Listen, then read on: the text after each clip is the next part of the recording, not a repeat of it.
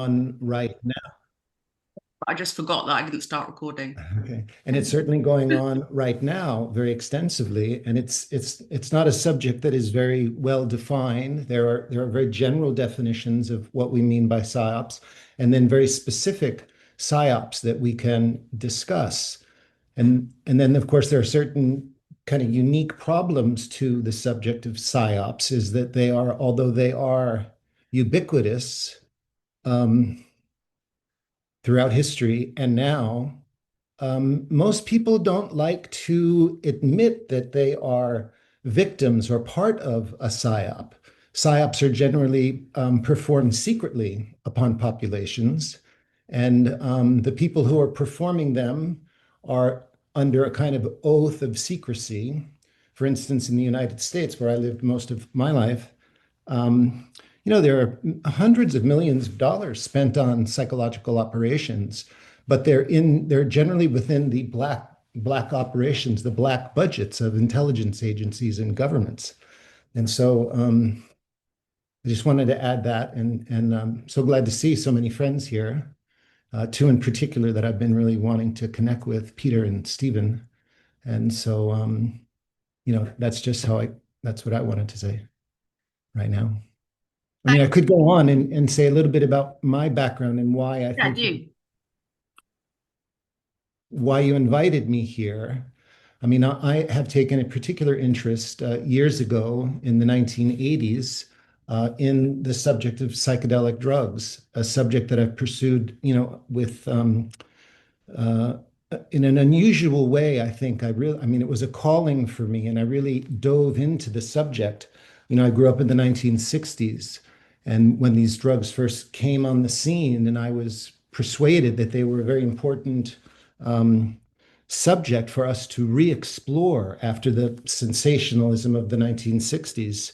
And so I dove into this subject in a way that was, unique and extraordinary. I mean, like meeting people and pouring very deep relationships with a lot of the leading people that brought these drugs into society and helped start this, what we now call the modern psychedelic renaissance. Some of the most significant developments in the psychedelic renaissance were either intentionally or accidentally instigated by me. Things like the research of MDMA by MAPS, or the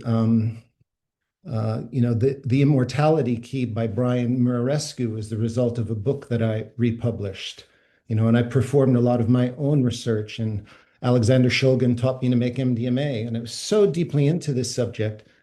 And then it became clear to me, after going through the archives of R. Gordon Wasson, who I had come to know and was invited to live at his house, that there was another layer to this social movement, that it wasn't just a humanistic spiritual revival, as many of us were led to believe, but there was another layer that was very specifically a psychological operation, a secret psychological operation with a political agenda that maybe harkens back to what Aldous Huxley had warned about when he wrote Brave New World. And I find myself sometimes in a difficult position with my colleagues and friends, because I very deeply respect, from my own research and my own experience as a practitioner and as a guide, how fantastic these substances can be in opening up the heart and mind to mystical realities, but that there's also this negative shadow side of them that is very much a psychological operation.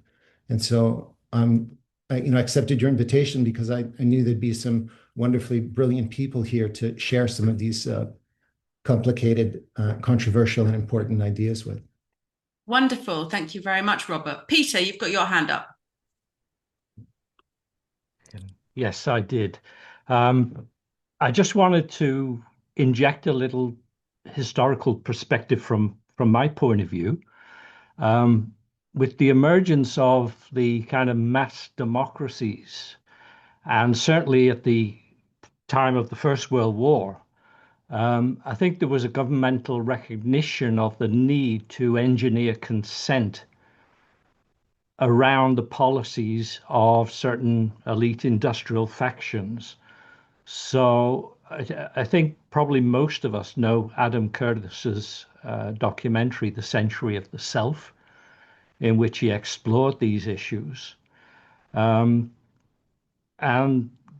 the amount of effort that went into trying to understand mass psychology and how it could be manipulated to secure political and economic ends on the part of elites. So I see that created a continuum of government funded and privately funded research and development. Probably the LSD program came out of that at some point. Certainly MK Ultra came out of it. So we have this kind of splitting of the manipulation of thought and opinion practiced systematically, certainly from 1914, 1918 war period onwards. And for me, that kind of frames the discussion. So I just wanted to interject that at this point. But there's other threads of this which probably will emerge as we go forward. I mean, I'm thinking, for instance, of the alien abduction phenomena, which emerged out of Stan Groff and John Mack's research at the Esalen Institute. And that's a trauma-based conditioning on the part of who and for what end, we still don't know. But it's a psyop, if you like. It's a kind of mass manipulation of human genetic material and subsequent covering up of that through the manipulation of memory. So it's another strand of this larger discussion. So I just wanted to frame it from my point of view. Anyone else? Great, thank you very much, Peter. Myron, you've got your hand up.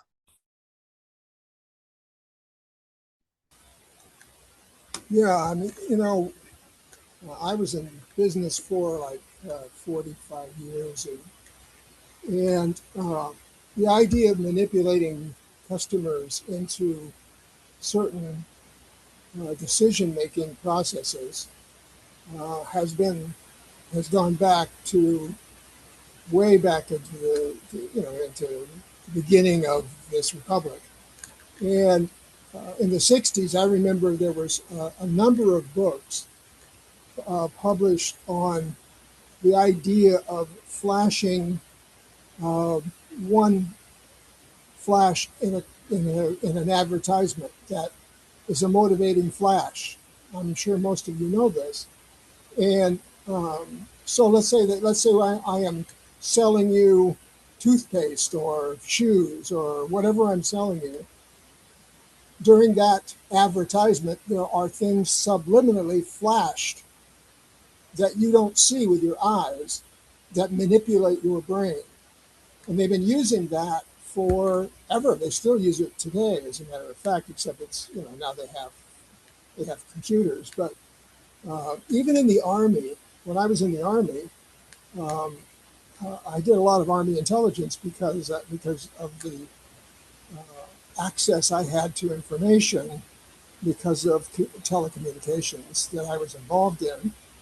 And there's no question that the Psyop kind of interface with soldiers to get them motivated to kill when they're not motivated to kill is a very important aspect of training. And they use every kind of device, especially now, but even back when I was in the Army, which is in the 1960s, trainings were extensive on using propaganda, certain kinds of attitudes. I mean, there's always been, everybody knows that, you demonize the enemy, and then you, not only you demonize the enemy, you encourage the soldier to kill the enemy. But even beyond that, you have to take away from the soldier their fear or their disgust in actually taking human lives. I mean, it's not an easy thing to do. And it's not an 18-year-old or a 19-year-old who's never been in any kind of fight or combat has to be manipulated and motivated to act accordingly. There is a lot of data from the Department of the Army on how soldiers are trained and manipulated and turned into killers, which is their objective. And they don't even hide it. But the fact is they use it even more today using computer stuff than they did when I was in the military back in the 60s. We had it in Saigon when I was there, and there was a lot of motivational psyops that were just pounded into soldiers' heads, some of it directly and some of it indirectly. And now I know a lot of stuff about it, and I can't even talk about a lot of that stuff. It's still, I don't know if it's classified or not, I doubt it. But the fact is that we're all motivated by advertising. We all know that. We're and advertising means governments, it means armies, it means ideas, it means religion, it means whatever we find ourselves in. And those kinds of things are preeminently and at us at almost every time we turn on our computers. I mean, you can't get away from it. And it's very dangerous stuff. So that's my introduction to what I think about how scary psyops is to the human psyche, because it's very easily manipulated. That's a very pertinent point, given the situation we're currently in. And I have actually really wondered about the conditioning that happens in particular with the IDF, because we're seeing these utterly barbaric acts. And then you have this complete dehumanization, this conditioning to believe that they're the chosen people and that they have a right to dominate anyone who gets in their way. And then, interestingly, on the other side, you have this glory in death. So it's this absolute match made in heaven, and it's a terrifying idea. So thank you very much for sharing that, Myron. Susan, we've got a lot of alien specialists on the panel today, and Susan is. Hi. Yeah, my interest in psyops. Well, also I'm gonna say that for a lot of my working life, I did work for a marketing company that specialized in financial and insurance companies, and the idea that these people actually care about you and your money and your welfare. Well, no. But I think that we can all see through a lot of that type of marketing. But what I'm interested more in, because of my experiences, which I talked a little bit about in the last panel, that I'm a UFO experiencer, amongst other paranormal encounters, is how various governmental agencies have used our experiences and our beliefs and weaponized them. And this goes way back even before the modern saucer era, into World War I and World War II, where you can see, for instance, here I'm living in Italy right now, there was a social experiment done in villages that they had set up what looked like a monstrous scarecrow without telling the village people that they were doing this. And they were just testing their responses to how they would experience or how they would feel about seeing these monstrous beings in these woods. And then it's interesting to me because you're also seeing this in the United States, and some of the descriptions match descriptions of, for instance, the Flatwood Monster, which was widely reported. Things like that. And of course, then you get into MK Ultra and how they were weaponizing spiritual beliefs as well. and using LSD and that sort of thing, and infiltrating flying saucer clubs at the time for various purposes. And none of it is any good or in any way, in my view, helpful towards people, because you're literally taking people who've already had a very profound experience and then using that belief and manipulating it for your own ends. I think my friend Greg Bishop might be here to talk about his book, Project Beta, and how the US Air Force literally worked towards driving poor Paul Benowitz insane by hoaxing UFO sightings and feeding him disinformation about aliens and alien bases and things that they just were completely, manipulating him with. And then there's the idea too of how much of this is true and how much isn't, and what their purposes are. But yeah, that for me is like the idea of weaponizing our belief systems, and then also as a magical practitioner having to wonder, okay, so if you're putting, like, for instance, a hoaxed UFO out there, or even a monster out there, a faked one, and it's getting into people's subconsciouses, and then people are talking about it all the time and they're amplifying these narratives. At what point can maybe something real happen out of that? I'm also very interested in that. So that's basically my interest in psyops, and certainly they are scary. And of course, being in the UFO world, I quickly came to realize you got to be very careful who you're listening to and who is telling you everything you want to hear. Because if you think you know everything, you probably don't. And like the paranoia and stuff that is whipped up in that community, you've got to be aware of that, and you've got to ground yourself from it, because anybody can be a victim of a psyop, and like anybody, doesn't matter who you are. But that I'll hand it over now to someone else.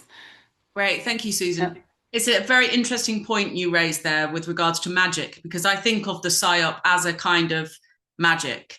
And we are all practicing our own kind of magical thinking with the words that we used. I think words are the ultimate magic. And as soon as we invented words and script, we started to control and manipulate our reality. And we're now kind of living that out to the maximum. I mentioned in the kind of write up for this that I wanted to talk a little bit about this Pierre Teilhard de Chardin's idea of the noosphere, or the omega point, where we're kind of so saturated with information, or we evolve to this informational state that we eclipse material reality. But I think with the advent of AI and with media and information being the way it is now, it seems like it's this kind of perverse eclipsing of our humanity rather than a divine one. So Tree, you've got your hand up.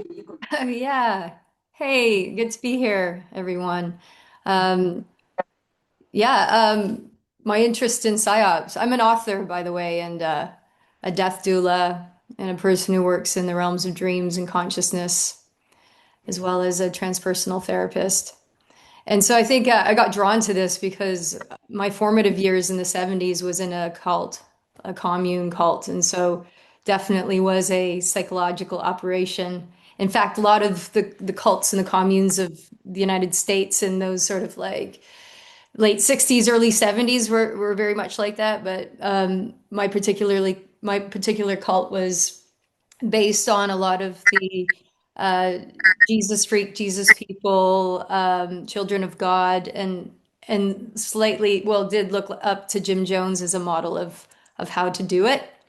And so when Jonestown happened, that was kind of like the wake up to call to my parents to get us the fuck out of the cult. And so the psyops thing is pretty interest. I'm quite interested in, and mostly because being like a cult kind of survivor, it does bring into mind like when you're a child, a little kid, and you're having psyops kind of actively done, these sort of manipulations of what reality really is. Um, it takes a lot longer to decondition yourself, and you have to be really active at finding your own baseline of what reality is.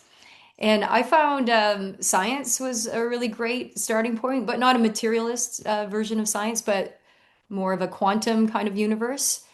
Because if, sitting with that reality really helped move out of the brainwashing, because just sitting with perhaps the idea that reality is not fixed and it's observed into being gives the observer or the conscious observer the freedom to shape their own reality and choose not to be, tricked into other realities. And so psyops to me seems like a mass scale observation manipulation. It's almost like, distorting the perception of reality for massive swaths of people. And everyone participates in shaping this reality through misinformation, AI slop, whatever you're getting fed, right? And now it's all over the place. It's everywhere. But it's not like we're not just being lied to or tricked or manipulated in a trickster kind of way. We're being measured into a version of reality. And so that gets so completely different, right? Like that adds a whole deeper layer. And the way through is the fact that we're all very human. The way through is that we're susceptible to fear. We're susceptible to, wanting belonging, wanting love, wanting to make meaning of things and wanting belief and wanting a good story as well. So, so it feels as though I think this can get really weird with the psyops because whereas before there might have been wars over like territory and land and things like that. Now it's over consciousness. I really feel like there's a battlefield over consciousness itself because wherever your attention goes, that's where they've got you. And it's literally, it's not just informational. Like these are ontological attacks. So, we have to have our wits about us. So I think the key is to sit with consciousness itself and be with your own consciousness engineering and realize that you can shape your own reality. Are you going to shape are you going to be part of the reality that's shaped for you? It's kind of like what Terence McKenna once said. He said he was like hanging out with the mushrooms one night, and the mushrooms said to him, if you don't have a plan, you're going to be part of someone else's plan. So it's kind of around that sort of, that kind of idea is that we're not just passive bystanders of reality, we're active participants. And so I think moving forward with all of this sort of like, we're really in a hall of mirrors now, like a house of mirrors. It's just so what is coming at us is like it's lies, this, that, and everything is so topsy-turvy. I think the way forward is to really start to develop awareness, perception of realities, sit in the seat of consciousness, which is your own innate direct experience. Be awake, be awake every day and all day. Train yourself to perceive things. Even as a dream specialist. Yeah, I'm thinking like the dreams are probably the last zone of resistance or immunity from psyops. Although I'm seeing stuff all the time like, they're trying to hack people into people's dreams to train them to be better workers. I'm like, get the fuck out of the dream realms, guys. Come on. Like you've got our material reality. Just don't go into the dreams. I think this, especially this, people have talked a lot in the conspiracy worlds about using your attention or using your emotions as a sort of feed, like a narcissistic type of feed. And I think you're so right about attention is a commodity now, basically. The longer we spend on our devices, it's something that can actually be monetized. And so it's within the interests of all of these corporations to keep our attention. And our attention is this sort of tangible commodity to them. One thing I'm really interested in, and I think there's a few people on the panel, is you mentioned growing up in the 70s. And likewise, I grew up without a mobile phone, without being connected to the internet. It was just ordinary. And I'm so glad that my formative years were without the kind of toxic environment of social media.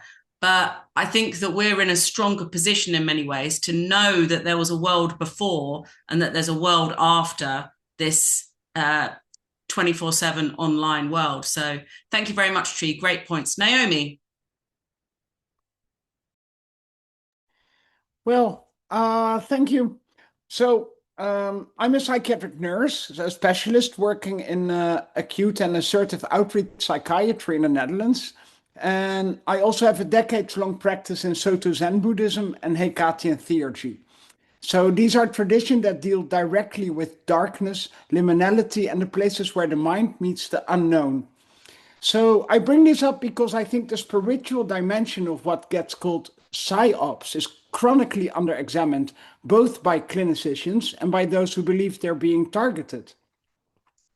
I regularly work with patients admitted to close wards who are deeply convinced they are targets of organized psychological operations like surveillance, gang stalking, coordinated harassments, or conspiracies involving their treatment team.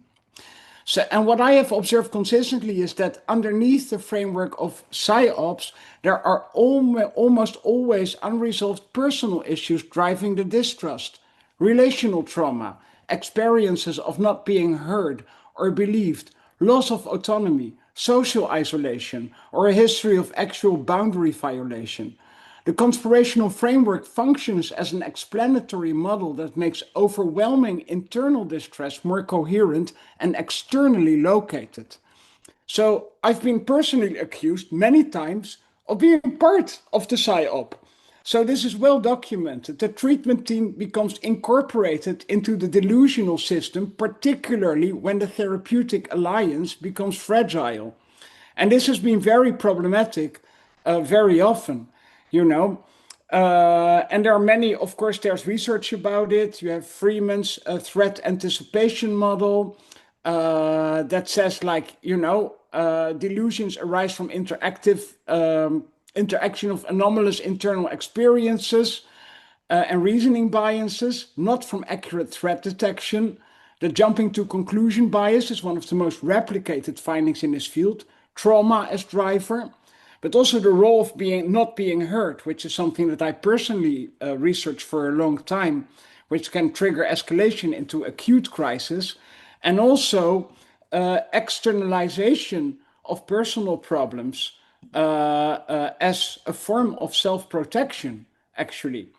This is one perspective from a clinical perspective. And I'm not saying the CIA is not doing anything. They probably are. And black ops do exist. I'm not discrediting any of that, but I'm sharing my clinical perspective.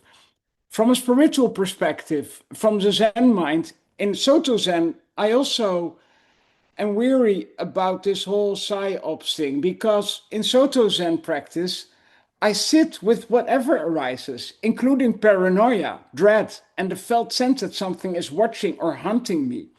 Zazen doesn't analyze these experiences, it lets them be present without feeding the narrative. And what I've learned from my decades of sitting is that the mind is a relentless story generator. It will create coherent explanatory frameworks for raw, unprocessed distress. Persecution narratives are one of its most compelling products because they answer the unbearable question, why am I suffering, with a clear external cause, And Hekatian theurgy, the living tradition of working with Hekate as a liminal goddess. Darkness is not something to be escaped. Hekate is a torchbearer in the underworld, the one who accompanies you through the places where you cannot see. She stands at crossroads. So what I find deeply relevant here is the Hekatian understanding that confrontation with darkness is initiatory, not punitive. The feeling of being besieged, hunted, trapped in hostile territory. Theologically, this is the soul experiencing its own entanglement with matter and fear projected outward as hostile forces. This is not a metaphor I impose on people, but I notice that many people who describe themselves as targeted also describe something that sounds very much like a dark night of the soul, a profound spiritual crisis dressed in the language of intelligence operations. So the question I hold as both a clinician and a practitioner is, what if the real operation being conducted against you is the one your own unmetabolized pain is running? So in both Zen and Hekatian practice, there's a shared principle. You have to turn toward what terrifies you, not build more elaborate explanation for why it's out there hunting you, you know? So I'm not here to invalidate anyone's experience, but I think it's worth considering clinically, scientifically, and spiritually that some of what gets discussed as organized psychological operations may be the mind's way of processing overwhelming distress that has not found any other container. The Psyop narrative becomes more elaborate precisely when the underlying pain is not addressed.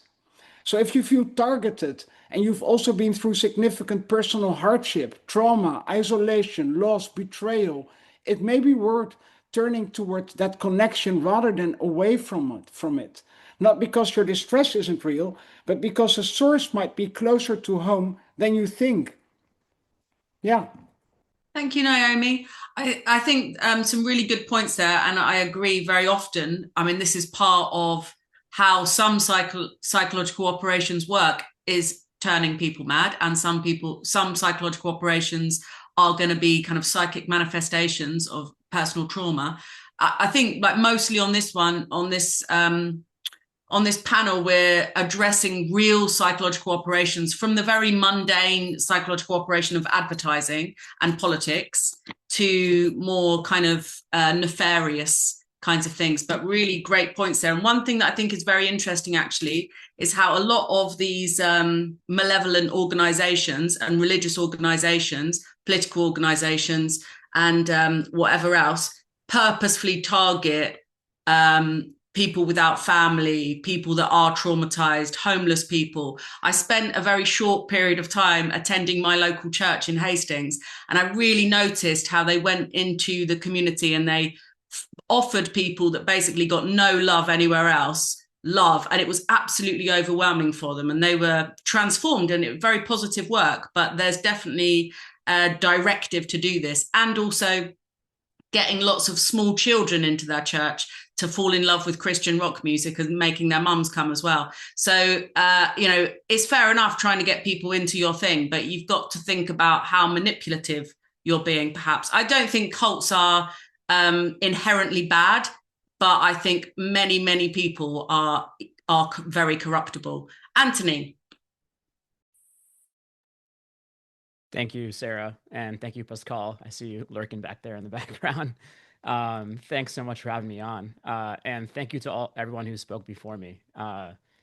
Naomi, you bring up some very prescient points. I do think, despite the reality of a lot of these psyops, a lot of it's important to consider what's happening within us as well, because that plays equally as much of a role in terms of how we come through this. And thank you to Tree and Susan also for bringing up some very critical points from the UFO experience phenomena and the reality of that, to everything else that was discussed. I appreciate that. So a bit about me. I actually am someone who worked in open source intelligence for the US intelligence community as a private contractor with a company. I had a 15-year career. I worked on unclassified information. And I currently, since getting out of that career, I host a podcast called Fire in the Cosmos, where we discuss the issues of consciousness and how they intersect with things like the UFO phenomenon and various altered states and anomalous experiences. And a lot of my career in that field, in open source intelligence, which for those who don't know is essentially figuring out information that could be of intelligence value through publicly available sources, so media and social media.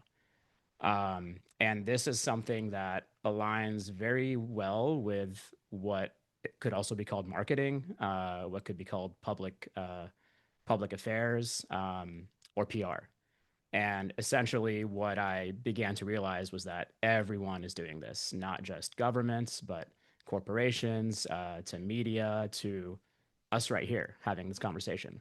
And a lot of the work I did was kind of the precursor stage in the workflow, if you will, to what could become a psyop, depending on who was receiving the information that we were sending, whoever we had a contract with.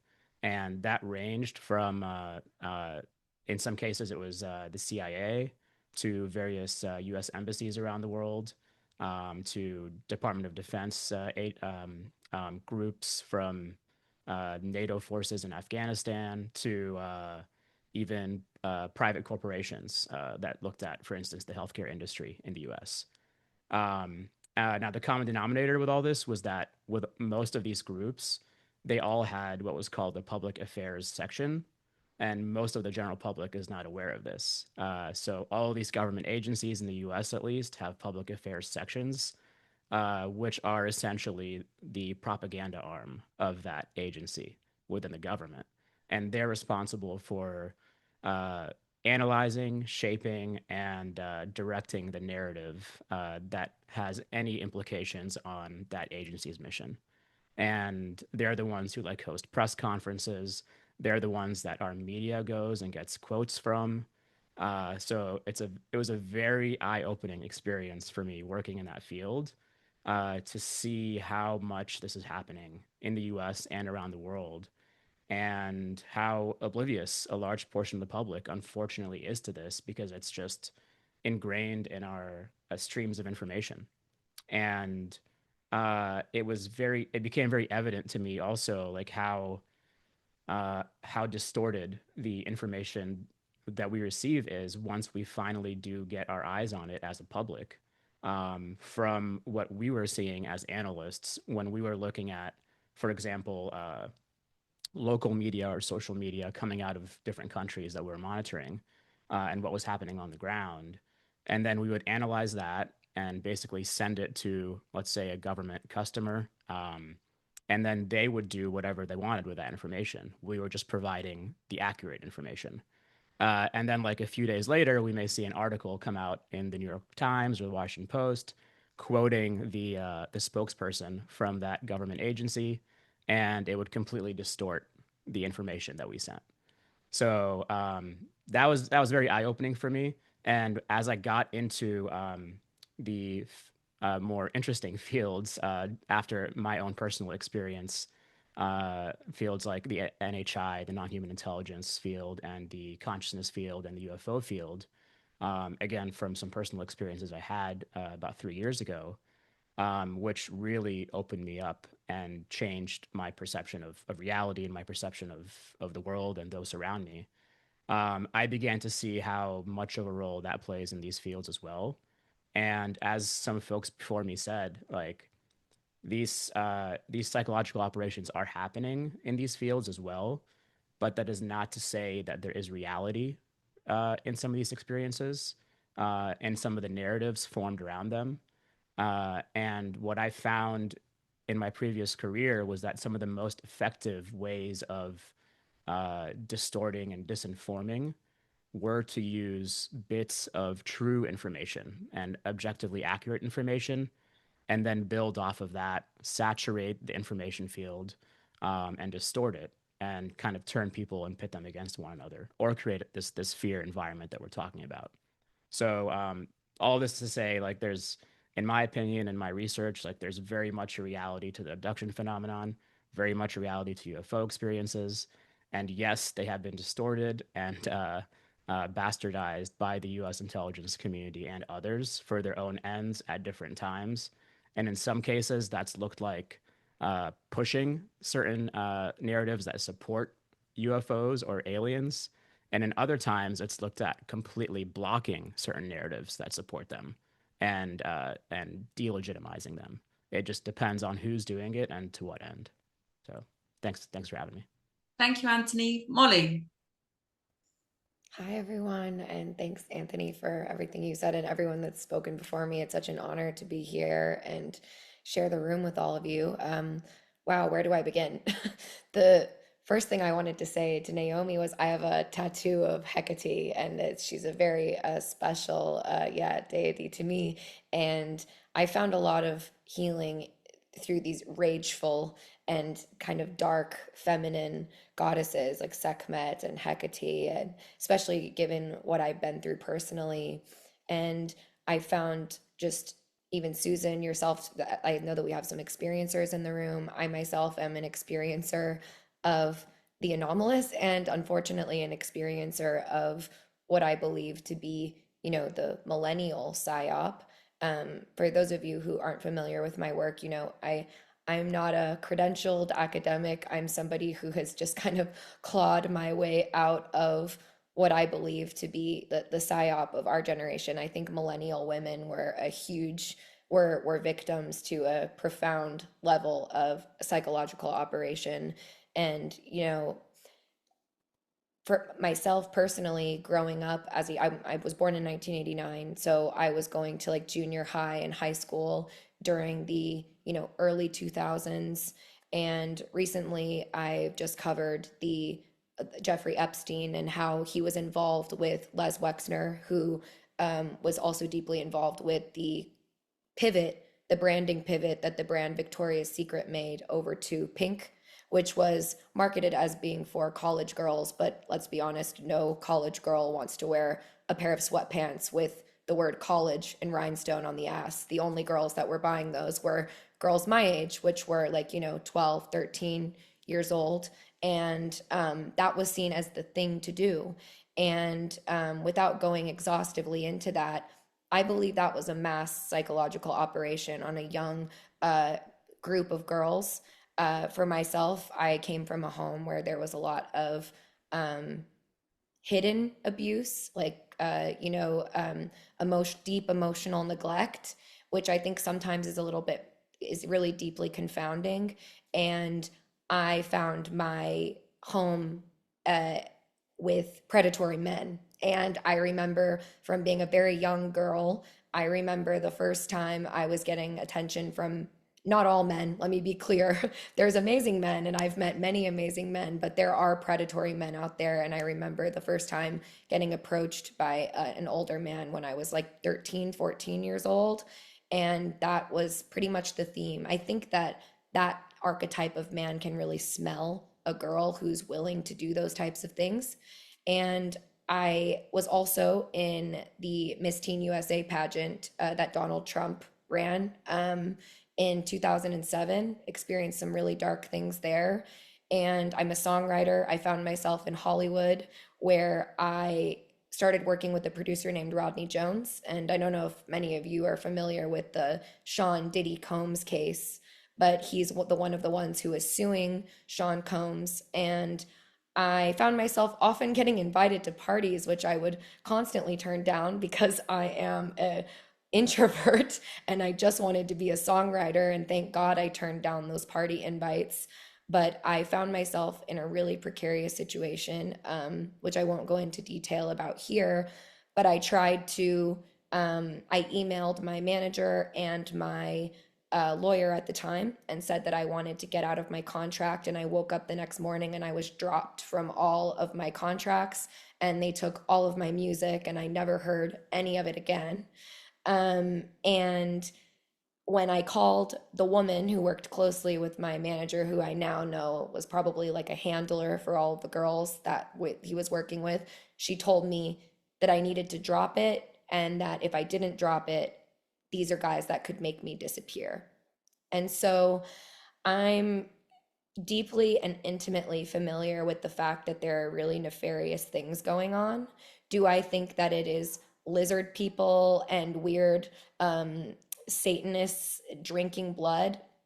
I don't know. Maybe that's happening, but I also think that's a little bit of a psyop of its own. It's like a psyop on a psyop on a psyop. But one thing I do know is that I found healing through Western esotericism, and I have really close friends who are deeply involved in ritual magic and all of these things. And so I realized that at the heart of much of ceremonial magic are the Christian mysteries. So you have people like Candace Owens and Tucker Carlson saying these people are Satanists. And I'm going, but you don't know that they're like practicing the Christian mysteries, many of them at the heart of what they do. So that's something I'm passionate about. I'm sort of just word vomiting my experience here, but I'm an experiencer myself. And when I discovered the Western esoteric tradition, which was my personal healing and psychedelics, I found so much. Someone mentioned The Immortality Key, which is one of the books that I discovered and loved very much when I was gobbling up all of this information. And I happened to find myself connected as soon as I came. I don't know if any of you have heard of the experiencer Chris Bledsoe. Well, I came across his story, and I had been reading all about Marian apparitions and the divine feminine, and where my personal research took me in my rage of being a victim of all of this was the desecration of the feminine that goes back so very long. And when I found Chris Bledsoe's story, I was blown away by it because it really smacked of Marian apparitions. It reminded me a lot of the things that I'd found when I'd been studying the Cathars and that one of those first, the Albigensian genocide. I reached out to Chris's son, Ryan, and I ended up connecting with the two of them. And I found myself in North Carolina with Chris Bledsoe and his son and my husband as well. And Chris, whatever anyone may think of him or who he's in touch with, I had my first anomalous experience, and he asked me, and I'll finish with this. He asked me, what did I needed to focus on the Holy Spirit, he told me. And that's just how he sees it. And he asked me to focus on what I wanted healing from. And it's going to make me very emotional. But I wanted healing from all of those things. And the moment that I did that, I saw a beach ball sized orb about like 2 yardsticks above my head. And it was the size of a beach ball. And it was just glowing. My husband saw it. It was the first thing that I'd ever experienced like that. I was completely sober. Before I've experienced things like this when I've taken psychedelics, but I was totally clear-minded. And it was when I focused on that. And in my mind, I was thinking Sophia. I was thinking the Holy Spirit, which to me is feminine. And that was my experience. And so ever since that happened to me, I've dedicated all of my time and my life to studying the Western mysteries, and I know them to be true. And so I'm trying my best to take the pain that I experienced and translate that into a message in my podcast for young women to come across. So that's what I have to add to this conversation. Thank you so much, Molly. And I listened to your show yesterday, and I think that is a really, I've got an 18-year-old daughter, and I think that when I was her age, no one ever told me that creepy men kind of would proposition you. Although I did run away from home to be a child prostitute, but that was because I really liked. I don't laugh at that, but I'm laughing because otherwise. Yeah, well, I was very immature. It was like a fantasy, and I guess this is the problem, actually, isn't it? Is that someone mentioned about how human beings are always trying to create narratives. And I think that's what's driving us absolutely mad at the moment, is there's just too many narratives, too many loopholes. This is why conspiracy theorists go mad, because they get lost down a million different rabbit holes.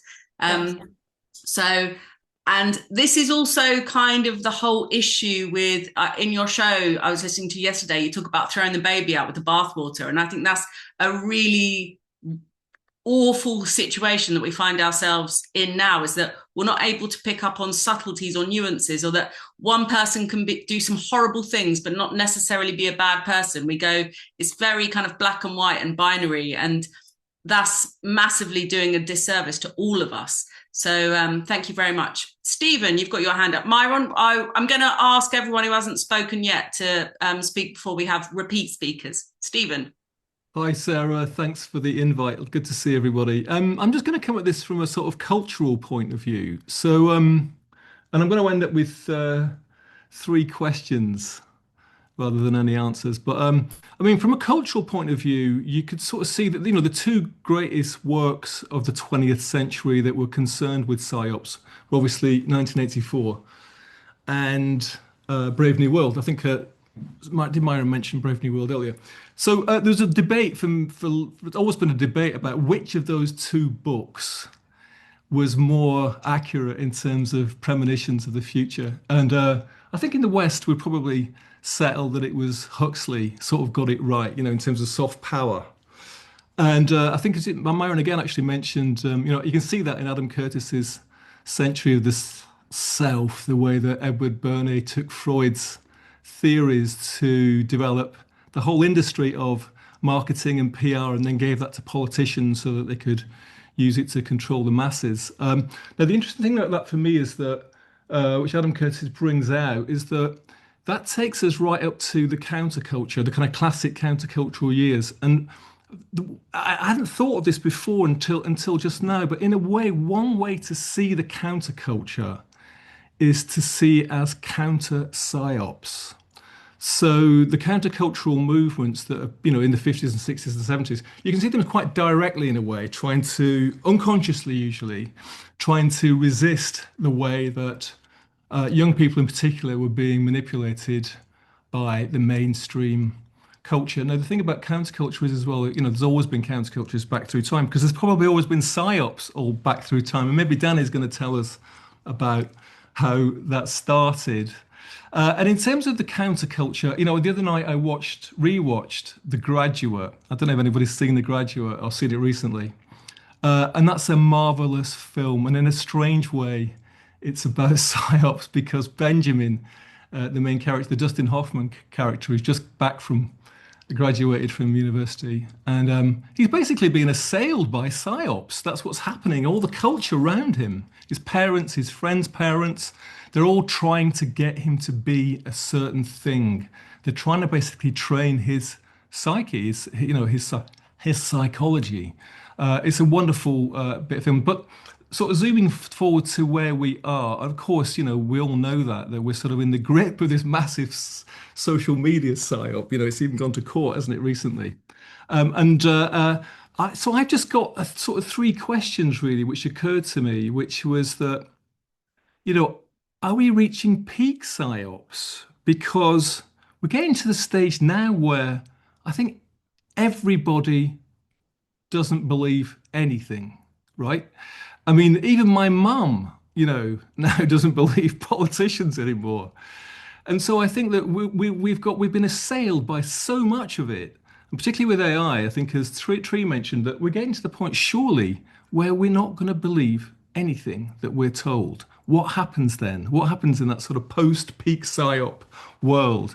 I don't know. There's a very interesting coda to 1984, which implies that, in fact, the world did sort of turn around after the horrors that Orwell describes, and that's what my optimism is. But my second question really is, apart from have we reached peak psyop, is the psyop model assumes that there's a small group of people who are manipulating us, and I think that's often the case, right? But my question is that are they also subject to psyops? And if so, from who, right? And then thirdly, Simon, I think in the comments mentioned this is something which occurred to me too, is that are the good psyops?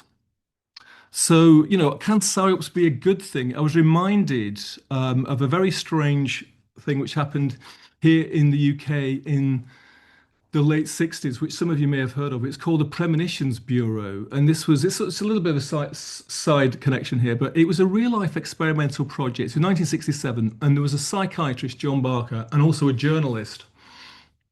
And after a terrible accident in Wales, they discovered that this accident had been dreamt of by some of the kids actually from this Welsh village. And on the basis of that, they attempted to set up a government-sponsored bureau which invited people who had dreamt of disasters to come to get in touch as a way of anticipating those disasters for the benefit of the UK public. I thought it was a sort of interesting example. It didn't last very long, the Premonitions Bureau, sadly. Sarah, you would have been a great CEO of the Premonitions Bureau if they ever bring it back. So it was an example of an attempt, at least I thought, to introduce some positive psyops into the culture. I'll leave it there. Oh, that was great. You made me laugh when you said about even your mum doesn't believe anything anymore. And I have the same thing because my mum and dad are like really normal. And I always think if whatever they think is what normal people think, and they're normally a pretty good benchmark, actually. Thank you. And also on the point of the good psyop, I absolutely think that's true. And you mentioned this idea of there being this, the lizard people, this small group of the elite who have this great master plan, but it reminded me of something that Molly mentioned in the podcast I listened to yesterday about how, well, they're just all investing in bunkers. So they haven't got a very good plan, actually. And I think I'd rather die with this world than live in a bunker for the rest of it. And I think, I mentioned in the beginning this idea we've got this like cult of people that think they're the chosen ones and they have to live. And even if it's regardless of Israel, you get these sort of tech bros like Brian Johnson who wants to live forever because he's terrified of dying. And I think that there is this real existential dread of dying for these people that spend all of their time online, actually.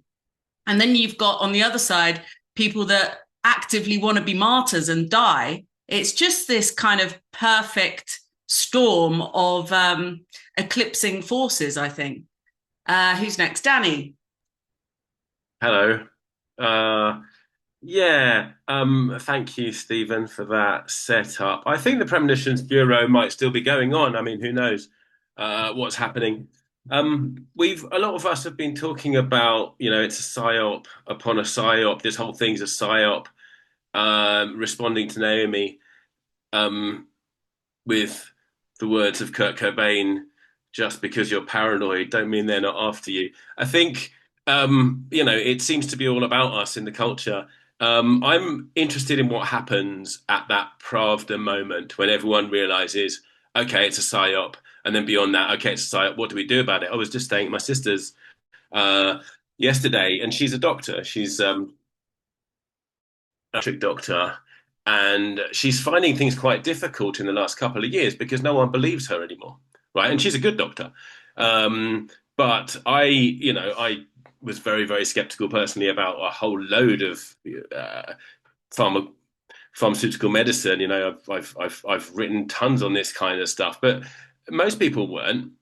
And now she's finding that people are being quite non-compliant, and she's having to explain things a lot, and they're not really buying it. And it looks to me like it came out of COVID, and the experts telling us all kinds of stories, and then everyone becoming an amateur immunologist and following epidemics and flinging data at each other on the internet. So I'm kind of interested about what happens when that all falls apart. And we have a really good historical comparison to make with the Reformation, because there was a massive psyop. The papal coffers were filled with the money of believers, and they were told that they could basically get out of purgatory if they would give money in terms of indulgences to the church.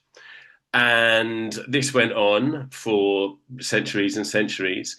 And when the economic system changed, you had a lot of money coming in from the voyage of discovery, had a lot of gold, flooded the European market.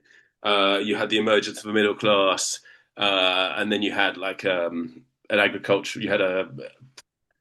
Agriculture went wrong for a bit. Everyone was suddenly hungry. There was lots of competition, and then Luther pops up, and Luther, in 1517, he basically challenges the Pope's authority. And one of his 95 theses that he nails to the door is, why does not the Pope, whose wealth today is greater than the wealth of the richest Crassus, build this one Basilica of St. Peter with his own money rather than with the money of poor believers? It seemed like at that point in history, they were just saturated. They'd had enough, or at least Northern Europe had had enough. And then you have this explosion of different sects, different belief systems, different ideas in the vacuum when people just don't believe in what the authorities are saying anymore. So you have the Lutherans themselves, they're quite conservative. You have the Calvinists who are more hardcore. They're into this theory of total depravity. You have Paracelsus, who's a kind of the father of modern chemical medicine, going about, he rejects Galen, who's been in vogue for 1500 years by that point. You have the Anabaptists who reject everything, including baptism, including the Bible, including monogamy, start setting up communes and going on rioting sprees. You've got the diggers, you've got the levelers, you've got the ranters who met in pubs and drunk themselves into a state of holy explosion. You had the Quakers this is all by this time we're into the 1600s, and the Quakers decided they weren't going to say anything that wasn't true, so they just said less and less and less until they weren't saying anything, until they were moved by the Holy Spirit. And these guys are now, they staged the first naked protest. They were resisting war tax. This is a bit of a side, but one of the reasons I'm so interested in hypnosis, and I'm practicing hypnotist and do group ritual with hypnosis, is because when you do, everyone gets quiet and they click out of all of the different stories, probably 2/3 of which are psyops by this point, then this emergence of disruptive fire emerges, and it emerges very beautifully, the Quakers. So, and then what happens? Things slowly reconstitute. You have the Enlightenment, you have Newton, you have all of these kind of cats. We're in that moment now, except it's not more than Europe; it's everywhere. And suddenly, people are believing in all kinds of stuff. We have, on the one hand, we have wild ideas. I'm reticent to point the finger at any one of them in particular, because I've had the finger pointed at me for believing some wild things when everyone was jabbing themselves a few years ago. But I was party to a watch party of an Acapulco, and some of the tracks there were 3 or 4 different people on a panel discussing various different potential shapes of the world. You had another track on on the Jews, just generally the Jews. So there's a lot of space for weird ideas to emerge, and at the same time you've got a lurch back towards orthodoxy, which we're seeing all over the place, and various degrees of orthodoxy, some of which I'm quite drawn to. Some of which I like the idea of dank orthodoxy, which you're seeing with kind of Russell Brand getting baptized and all of this kind of stuff. I'm seeing quite a lot of people turning towards Hecate, which I think is fantastic. But old ways, established ways of looking at liminal spaces, either going towards the liminal or going towards something that's solid. So it's a super interesting moment. I think Tucker is a spook, basically. It's an op upon an op upon an op. I think the last thing I'll just say is there's lots to talk about the immortality key at the moment. If you'd like to see a similar piece of research, but actually about psychopharmacology of drugs, which are actually in the Bible rather than where Brian went with things, then take a look at what I have written. I've published in journals on this thing. One of them is called Getting High with the Most High. Thank you very much, Danny. Good points, as usual. And also, as a hypnotist, then you recognize the hypnotic nature of psyops and how easy especially it is to hypnotize people when they have a device that they're just looking at all day, every day anyway. We're in a trance all the time. The idea that hypnotists put people in a trance, or a device puts them in a trance, it moves us from one trance to another trance. The world is extremely complicated, and most of the time we're making a model of it and then inhabiting the model. And so marketing moves us from one to another. Certain religious cults move us from one to another. Certainly the machine is terrifying. I've got 2 17-year-old daughters, and it's a constant battle to switch them on. But trance, I want to say that trance is how we move through the world. Unless you're actually in a car crash and you're totally focused on everything that's happening, and time is slowing down, then we're just kind of slipping from here to there. So with hypnosis, you can do it consciously. I think a few of us have mentioned this idea of what do we all do when we realize it's a psyop? And I think probably everyone on this panel, everyone in this room has realized it's a psyop, and has probably realized it's a psyop within a psyop within a psyop for a long time. But I think one of the things that makes it very difficult to do anything about it is because of the insidious nature of these psyops, is we've now been deprived of all the skills that we would need in order to survive on our own. One thing I noticed the other day, I bought something on Vinted, And have you noticed those like lockers everywhere around town now that've got like you have to scan a barcode and a little door pops open with your post? They're like the Triffids. They've just popped up like all over English high streets, and they're really ugly. And I think the next panel we're going to do is on the subject of beauty. And I think the absence of beauty in our world is part of the reason why it's really hard to break out of these psyops, because there isn't, apart from the natural world, modern high streets and a lot of our kind of everyday places that we inhabit are really ugly. There's no appreciation for beauty. That's why I like Istanbul so much. Thank you very much, Danny. Brandon. Why, hello, everyone. I appreciate everyone being here, as well as Sarah for putting these on. These are fantastic, especially in a day and age where chaos seems to be running rampant at all times and all kinds of information is moving at such a high speed that we can't understand what is real and what is not. I think it's quite fascinating to think that psyops are always out there coming within instead of coming within and going out there. And so somehow we got to meet ourselves in the middle and try to understand that the greatest psyop was one where we were born. So being born is then the step where we are born into a language, into a system, into a genetics, and into basically being chained against the cave wall. And just as much as all of us want to, and myself included, I can see out in the world that there are so many things going on that we can't actually even understand what is true anymore, because we don't understand. Another one of the psyops in our day and age was in the 1600s and the Cartesian Enlightenment period, where all of a sudden one of the great psyops was the separation from the body and the mind. And so if you separate the body from the mind, we don't have an experience where we can directly understand that our perceptions are just that, perceptions intentionally expounded upon something that we can never truly understand, which is the noumenal experience, which then seems to be why we all gravitate towards having a magical experience. Because within the magical experience, we can then start to break down our own nervous system through the hermetic axioms of having these certain understandings that there are different frequencies and levels of abstraction. So if you go back to my work and it's like, why do I matter and why am I on this panel? Well, I created Magus in the Media because of my certain levels of training. And these kinds of training is in the philosophical and the mystical and the magical.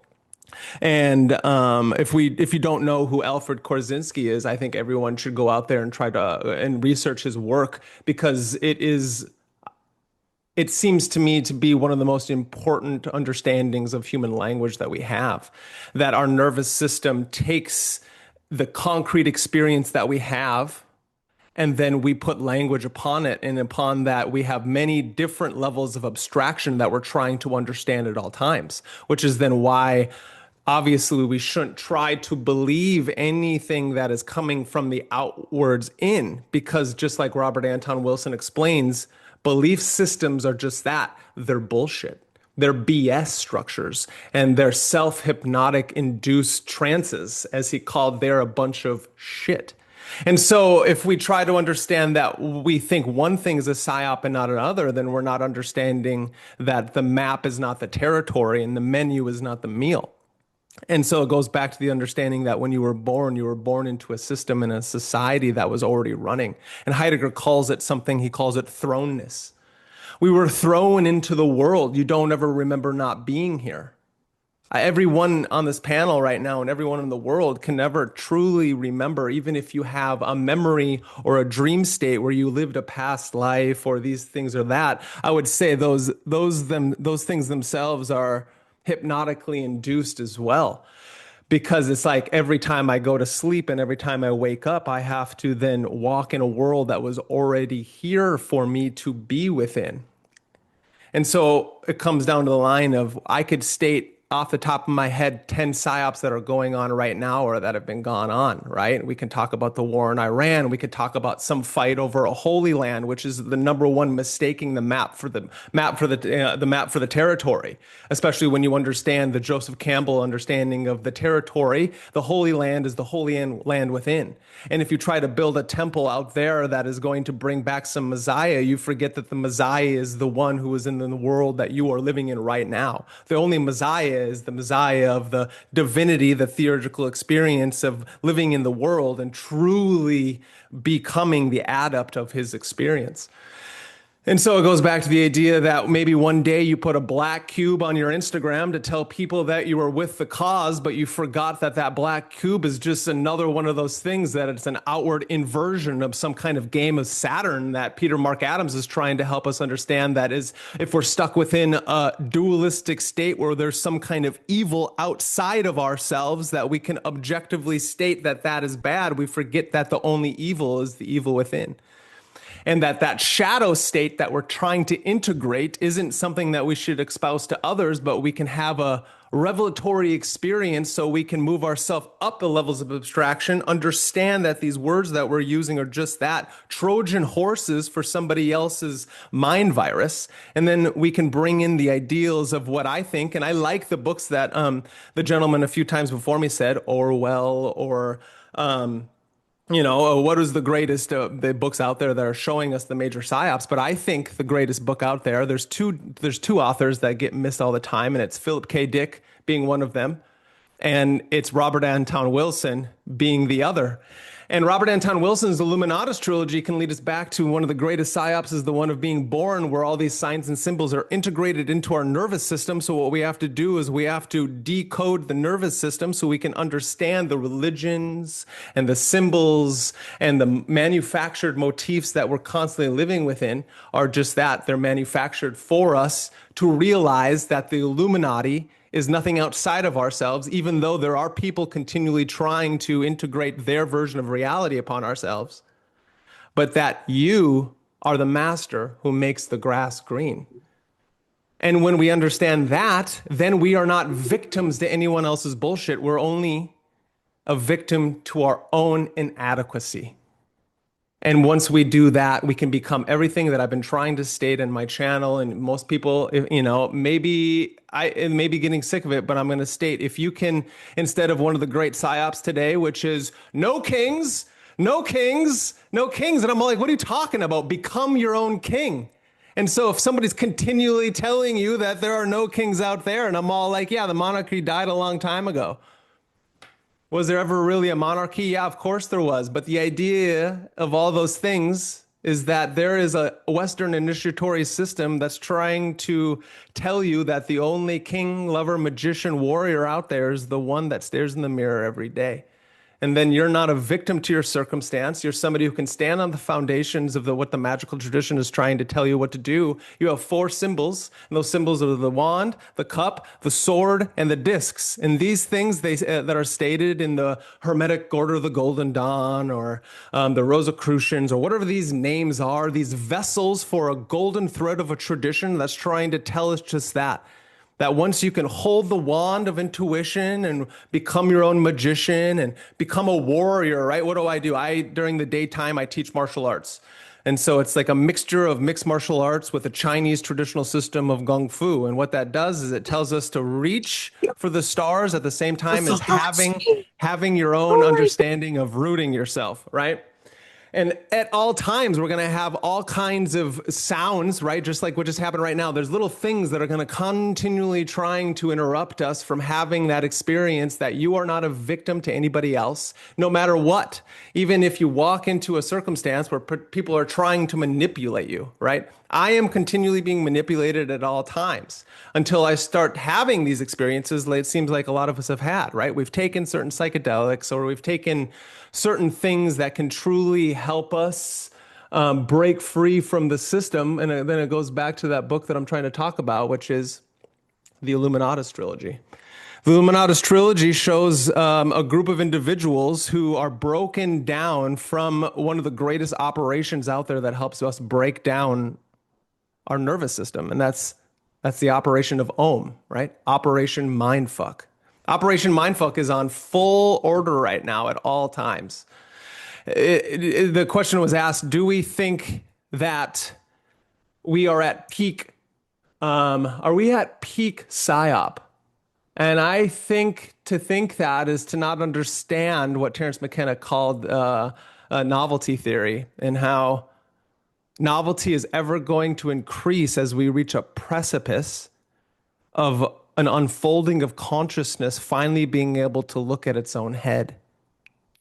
And that when we realize that the allegory or the symbol of what one hand clapping can really sound like is that when consciousness can finally stare itself directly in the mirror full force, and that non-dual state that we're trying to reach through the Western esoteric tradition as we raise our vibrations to understand so eloquently, like the great Peter Mark Adams said, is that there are beings at all times all around us. There are ones, yes, that are maybe trying to suckle our loosh, and there are others trying to guide us through the synchronicities of this great Om. But the idea is that once we have the understanding that we can become our own king, lover, warrior, magician, then we can quickly adapt to the psyops at hand. And then we have the ability to step forward into our own shadow, integrate that which is without and within at the same time. And then we understand that there is no difference between the two. And then that greatest psyop is that consciousness is here to try to help us explore itself. And that there is no Illuminati out there. But as Robert Anton Wilson said, it is the 5 people that is closest around you. And then whatever's going out there is just shadows on the wall. And so to go back to the allegory of the cave, we are all chained to a wall. And that you were born into those chains, and that you decided to come here, and that you realized that one day you woke up and you were here, and now it's time to take back your own awareness, your perception, and just realize that the models that you're using are the psyop perceiving escalators that are continually running. And so if we can take back control of the robot, the first 4 circuits in Leary's 8 circuits of consciousness. And then as we're exploring the higher states of consciousness, we have the ability to do just that. Take control of the psyops at hand, and then we can have what I think the Illuminatus trilogy does, is that it is a positive psyop moving machine. Or in Grant Morrison's work, The Invisibles, he says that we can take back the propaganda machine. And I think that's something that a lot of us are doing when you're clipping up your work and you're putting it into Instagram and TikTok and X and YouTube, is that there are psyops running from the Hegelian dialectic of the war machine that's continually running, that black iron prison, and that they are there to be a control mechanism so we can understand what it looks like to try to finally become your own superhero. Because a superhero isn't created from an easy life. A superhero is created, an anime character, somebody who finally taps into their own levels of domain expansions and power centers. And then when you walk through this life, you finally evolve to the state where you can now walk seamlessly through life and you can become your own Buddha. And so it goes to it again, is once we all walk out of the cave and become our own philosopher kings, and that's when we can truly speak to others in a way and have the intuition to know when to talk about certain things and when to not, and to when to allow the Smith effect, right? To when to allow that NPC nature that we all have, that we can disconnect from that. And then it's just the way it is. And, and we can continue to talk about these crazy amounts of psychological operations at all times, because I think it's really important to know what they are. Magus in the media, I designed to make sure that we understand that there's dark sorcery going on at all times. But at the same time, there is this thing called the hero's journey, and it is the architectural structure between all stories that are truly trying to tell you that the one day you will choose to accept the call to adventure, sacrifice your old self, and upon that adventure, you will go through all kinds of journeys to destroy the dragon, to integrate the dragon, to gain those magical adept ships and the symbols and signs. And then one day you're going to have to go back home. And when you go back home, you can share those gifts And it may be that they don't get shared well and people back home don't like them. And so just remember that's okay.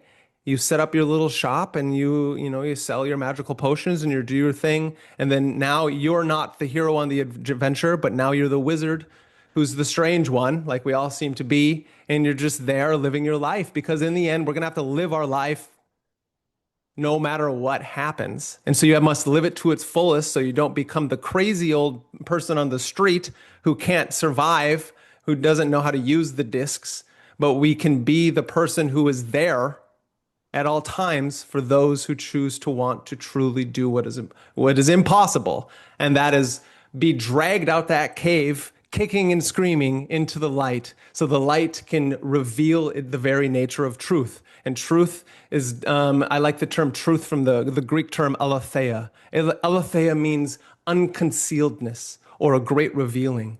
Truth is not a verb. Truth is not a noun, but a verb. It's a process of unfolding. And so again, just like always, I want to state, become your own warrior, king, lover, magician, and that is the greatest way to defend against the great psyops of the demiurge of your own ego. So that's my thank you. That's your 2 cents. Thank you very much, Brandon. Very impassioned. Yeah, you brought up something really interesting there with regards to having an embodied practice as well. I think that's something that's really important. I noticed a lot of my friends' kids during lockdown, they were on devices so much. It was like they kind of forgot they had a body, and they developed quite a lot of complexes. And I think that we project quite a lot of our sense of self into the devices, into this other space. And, I think one of the things that I've found most helpful in my life is a 10-day silent retreat where you're just alone with your own thoughts for 10 days. And it's like an alchemical process. There's very little in the way of psychological operation going on. There's a bit of brainwashing, but it's brainwashing to make your brain clean rather than to believe any particular thing. So I found that extremely useful. Oh, sorry, Brandon, I just muted you because it was making a clicky noise. Brandon, do you want to unmute yourself? Oh, thank you. I just wanted to state, I think what's so important about the 8-circuit model that Timothy Leary and Robert Anton Wilson states is that the statement is, who is the most trustful of all the masters, and that's the robot. That's the idea of the robot. And the idea is that you have these circuits and that you can take control of them through understanding each circuit. And so instead of the phone, which is, again, I think another Cartesian trick, I think the idea is to get a hold of the embodied practice through your magical practices, but also through a movement practice, which is then why I think the martial arts is so important, because that martial arts, it seems like a lot of our territorial disputes come from not having enough confidence in this in our material interactor with our environment. And so if you can get a movement practice, and I think for me it's Kung Fu, right, or martial arts. For Alkistis, right, hers is the Buto, that dance involvement. And I think all of us should have the ability to then reprogram ourselves or re-imprint. And it happens through imprint vulnerability, which then goes back to what I think a gentleman was speaking about before, and is the clicking of the lights, on how marketers use that, or in Vegas, they use that to help us dopamine dump and want to continue to put more money into the machine. Well, you have the ability to do that yourself and become your own brainwasher. And so it comes to the idea is that can we rewrite the imprints? It's yes, through becoming imprint vulnerable and doing it ourselves instead of having somebody else do it for you. Great. Thank you very much. Greg, you've had your hand up. It's a good job we're not in a classroom, because your hand would be probably aching a bit by now. Can you hear me okay? Yep. Okay. I'm sorry I came late. I did not get the time right. I guess London switched recently or something, so my Greenwich Mean Time is not London time, or Greenwich Mean Time. You invited me here and because of some of my interactions with American intelligence to write Project Beta. Wow, it's such a big subject. There are so many things going on right now with the UFO subject, and the U.S. government. And because everything I see with this looks like a nail to me because of my hammer of what I wrote about, which was basically a guy that he was researching UFOs. The Air Force and other government agencies found out about it in the late 70s, early 80s, and they basically they helped him persist in his folly until he actually had to go to be put in a mental health facility for 3 or 4 months. And so when I see what's going on recently, starting in 2017 and the congressional hearings in the United States, I think of a UFO researcher friend of mine that said, whenever the government says something about UFOs, they're not talking to UFO researchers, and UFO researchers always think, "Oh God, here it comes. This is the thing we want." As far as, and what?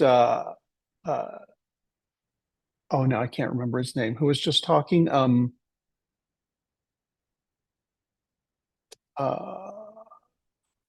I listened to him, but I didn't look at his name. I'm so sorry. Last one, Brandon. Brandon, yes. What he was saying about Wilson and Leary and all these people, this actually provided me when I with a grounding when I had this problem where what do I believe? Who do I believe? Who is messing with me? Am I being used? All these other things. And besides going completely paranoid for a while, for about a year, which I stopped because I didn't like it, what it taught me was when faced with all this disinformation, all these psyops or whatever you want to call them, the only thing you can do, and I believe I got this from Wilson and some more of my friends, was that don't believe anything. Take everything, especially if something affects you emotionally. If it digs deep into your emotion, a piece of information that's supposedly secret, I really suspect it. And I try not to get upset or excited about things, because if I do go down that path, I'm doing exactly what somebody wants me to do, whoever's creating this disinformation. They want me to think in a certain way. They want me to look in certain places. They want me to see things not as what they are, but what they want me to see. And I think this has been cultivated for a long time, and I don't know why. And it's not because I think the U.S. government knows about the UFO subject any more than we do. In fact, I encourage people to form their own groups and not listen to anybody in authority telling them anything, because that truth lies within people and within your own research and your own discernment. And so, yeah, I mean, I guess that's all I have to say. Just to keep from being paranoid, from being afraid, you have to keep your mind open to everything and not to believe anything, especially if it upsets you. I mean, I'll believe things that I will believe things that make me feel better, even if I know better, just because I want to keep a clear head about the junk. You know what I mean? So that's my piece about disinformation and government psyops and all this. I mean, I could go on, but from my point of view, to keep yourself sane and to survive, that's the mindset. Thank you. Thank you, Greg. I suppose in the process of keeping ourselves sane, we're also desensitizing quite a lot to the amount of horrible information that's out there. And, something with like the Epstein files disclosure, I can imagine that is just driving some people absolutely crazy, especially if they've been sexually abused themselves or they've had something traumatic happen to them. It feels personal because a lot of what we experience, we tend to attach our own personal experience to. So, and I think that's how incrementally, I don't think it's a conspiracy by these small group of people that have got a coherent plan. I think it's mostly just about extracting maximum cash and ownership of things. And then a lot of it is sort of an accidental process of the nature in which we now communicate and the nature in which we advertise and we try to sell product. This like selling product thing is so bizarre. Like the amount of products that are available now in the world in comparison with when I was a kid, even, it just seems like it's there to kind of stick to us and to make us also weak and feeble when it comes to rising up. And I don't know if that's necessarily an intentional thing, but I think that this point, like you say, of not believing anything means that we're kind of going along with everything as well. So, well, listen to everything, but believe nothing, that especially things that upset you or make you happy or that you're totally on board with. If somebody wants to get into your mind, all they do is tell you what you want to hear. I mean, this is what AI does. And I think the product here is a belief system. The product here is selling, the government, the US government especially, knows what the UFO thing is, and that we should believe them. And that if they tell us what we believe is true, then we're going to believe all the other BS that comes out of that. And I don't think they're doing it to give us any idea about what UFOs are. What they're doing is some kind of operation has to do with our belief in that subject. And how, I mean, I saw a T-shirt that says the UFO is a Rorschach blot, and I truly believe that, and especially with this. But I mean, you can apply that to just about any products are Rorschach blots. Put anything you want on something that desire can be created for, and then that will be that becomes a feedback loop. And it's hard to get out of it once you get that dopamine hit every time whether it's from fear or pleasure. Yeah, I think it's quite incredible how malleable we are in terms of, what we think we need. And maybe that's because our basic needs aren't met as much. I think there's a lot of social psyops that go on in terms of promoting certain kind of even social statuses and ways of living, because a single person household can generate more wealth for the people in power and things like this. Thank you very much. Intelligence and advertising have a lot to say to each other, and they have for a long time. Yeah. Okay, thanks. Thanks, Greg. Sarah, thanks for having me again. So stemming off the UFO subject here, it's like this is where we're going to see the different psyops continue to play out, and they're gonna have to redesign the narratives, because this is one subject where it's going to become increasingly likely that the ominous they can't hide behind the psyops anymore, right?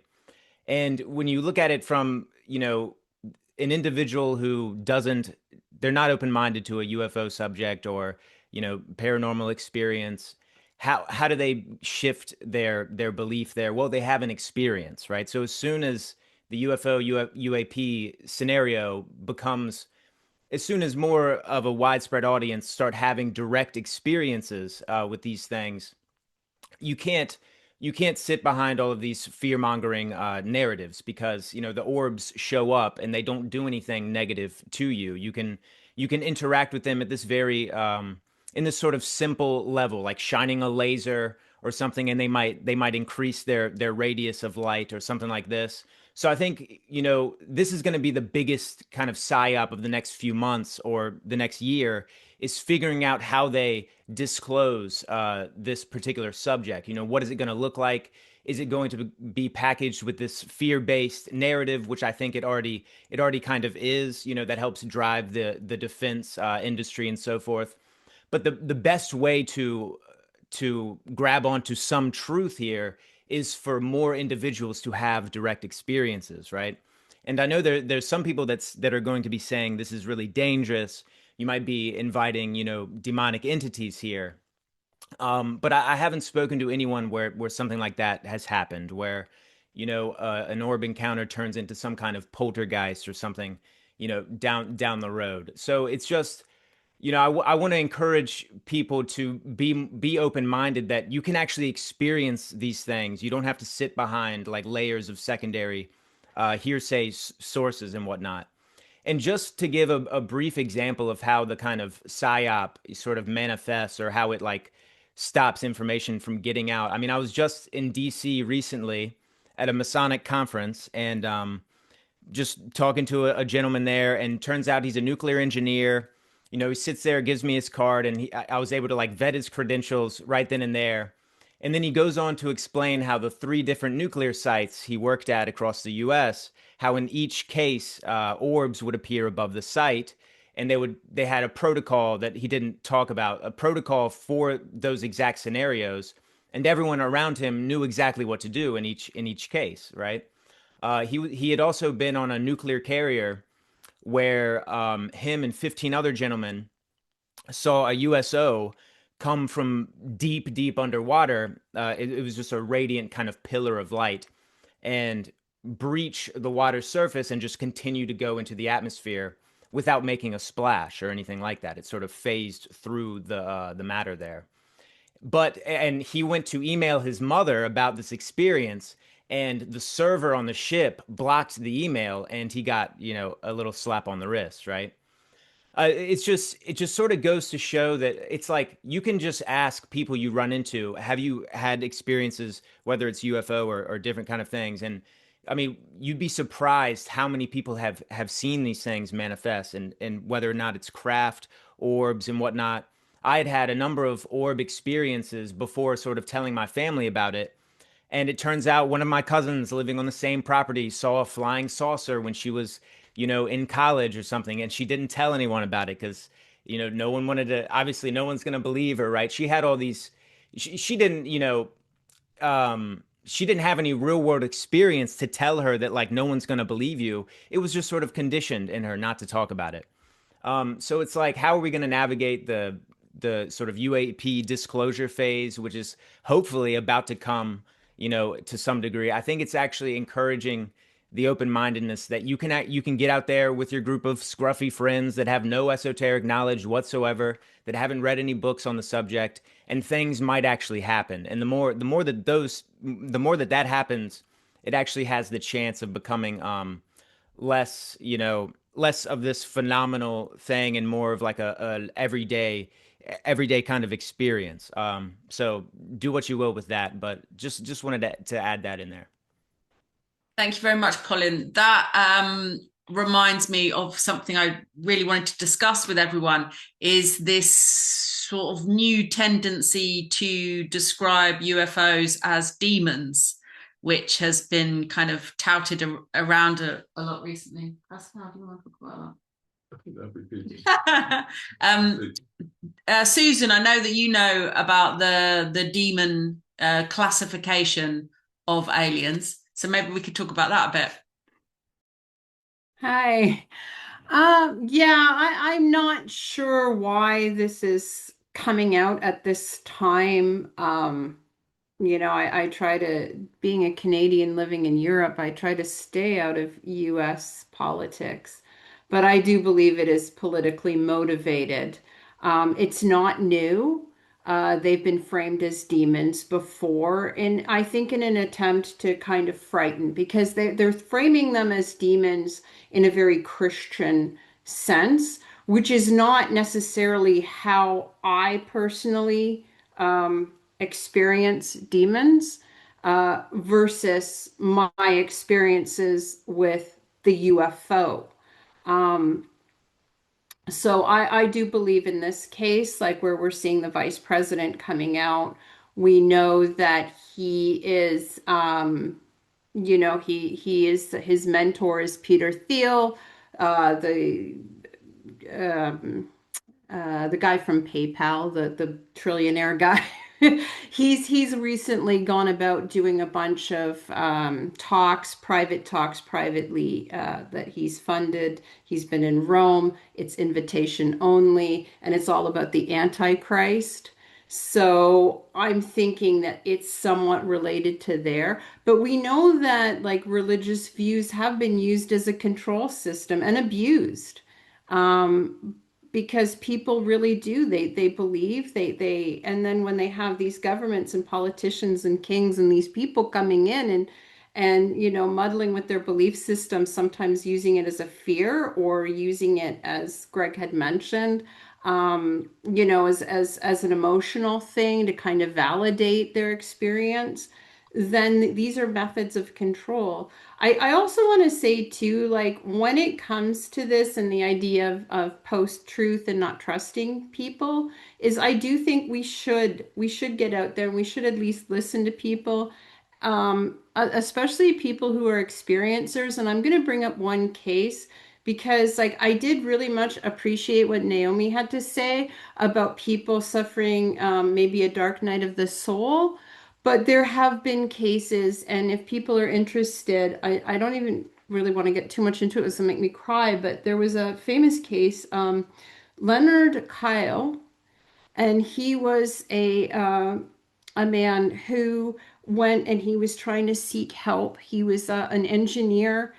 He went to these people in MIT. He had patents, and he was trying to seek relief from some, I guess, depression or something. And they implanted him with a neural link in his brain.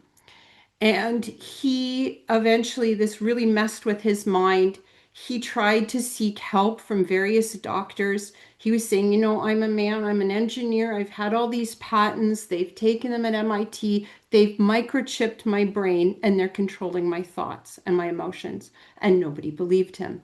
In fact, they institutionalized him, they diagnosed him with schizophrenia, they tried to do all sorts of other things. Like, I just, to me, it's very upsetting to me that there are people out there that have used our belief systems, some of them very dear to our heart, and they've used them against us. They've weaponized them, and they're using them as a means of control. And one more thing on the UFO thing, I do want to say.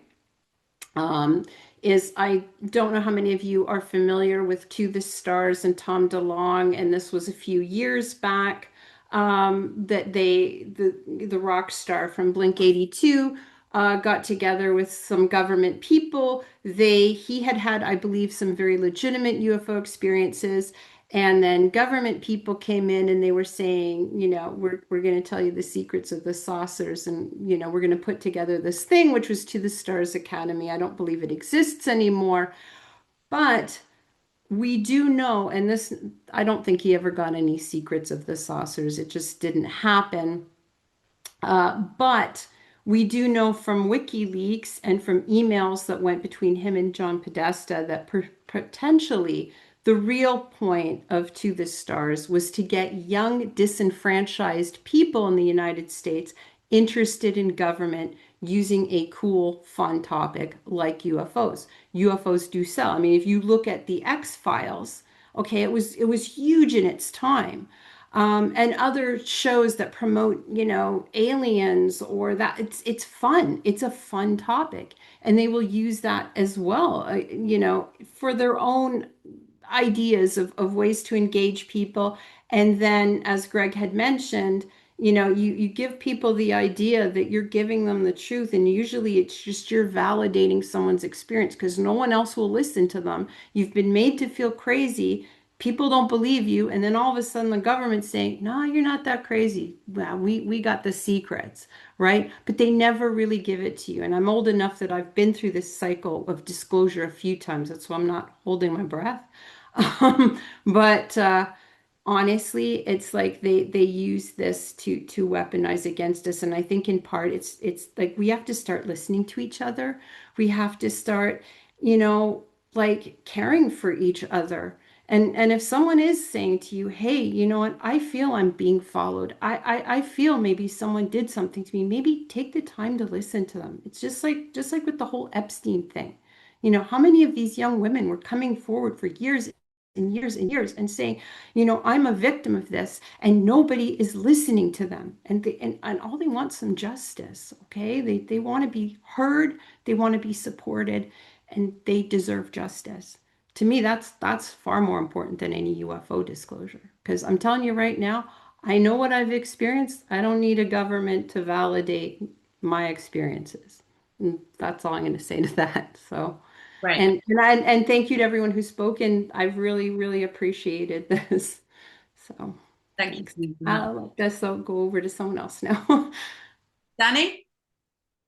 Yeah, thank you. I wanted to respond to something that Brandon said, which and I think I might be using him as a foil a little bit here. Something I've heard from a lot of people who are big fans of Robert Anton Wilson, and I feel I have some authority to talk about this. One of his co-writers, Mimi Peleg, wrote the review for my first publication.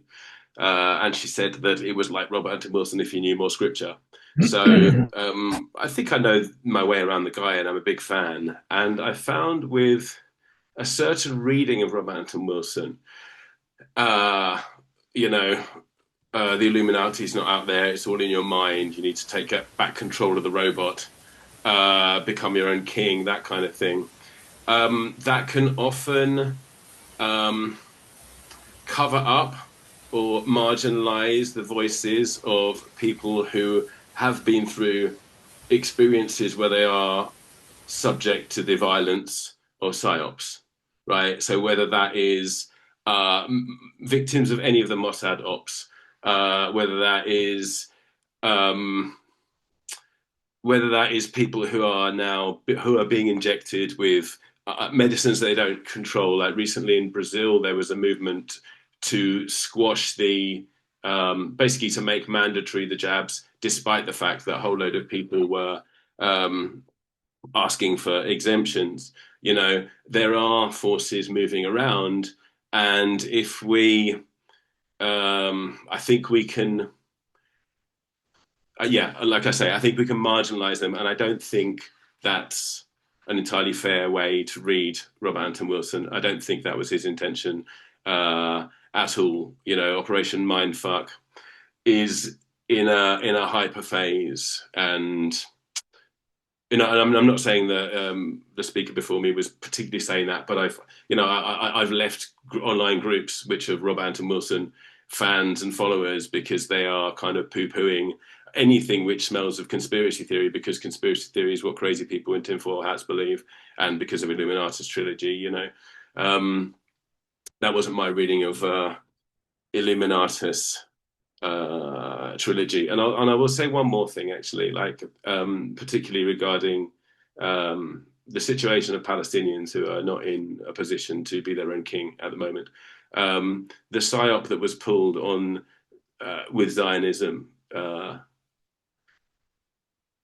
on a religion that was had oaths against forming a Jewish state, you know. And I can, again, my grandfather's great uncle was the chief rabbi of Jerusalem when the Zionists started arriving, and he tried to put out the equivalent of a fatwa against them, saying these people shouldn't sit at our tables, we shouldn't share our food with them, we shouldn't let them marry our daughters, we should do everything we can to eliminate this scourge, and if we don't, the Jewish people will suffer a terrible price and will come to regret it. And he was right.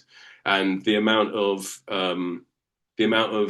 effort and money and manipulation that went into changing the Jewish religion from what was, I mean, literally there's thousands and thousands of rules in the Talmud, but there's only 2 oaths. There's 3 oaths, and one of them is you don't found a country. You don't go up to Israel en masse, and you don't raise armies against the people, right? So this was total normative Judaism in the 1930s, 1940s. Like Zionism was a horror. I'm going to drop into the chat the biography that I wrote of this chap. He's got the same surname as me, Rabbi Yehoshua Leib Diskin. But I guess what I'm saying is in this era of I actually think it is peak mindfuck.